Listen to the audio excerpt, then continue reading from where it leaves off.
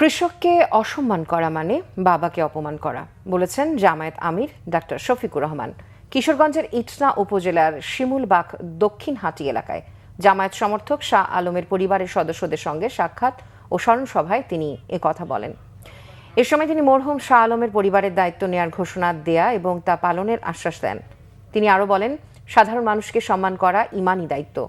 কৃষক শ্রমিকরা কঠোর পরিশ্রম করে হালাল রুজি উপার্জন করেন, তাদের ঘামের গন্ধ আতরের মতো মনে হয় বলেন জামায়াত আমির। গরিবের ঘামকে সম্মানের চোখে দেখেন, ভালোবাসার সঙ্গে গ্রহণ করেন বলেন তিনি।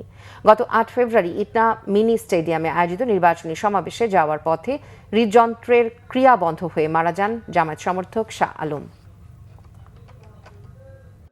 আজকে এমন একটা পরিবারের কাছে আমি আসতে পেরেছি, যেই পরিবারের অভিভাবক ছিলেন আমাদের প্রিয় ভাই মোহাম্মদ শাহ আলম ভূঁইয়া। মহান রব্বে কারিমের দরবারে দোয়া করি তিনি নিজেই, আল্লাহ নিজেই যেন পরিবারের এখন অভিভাবক।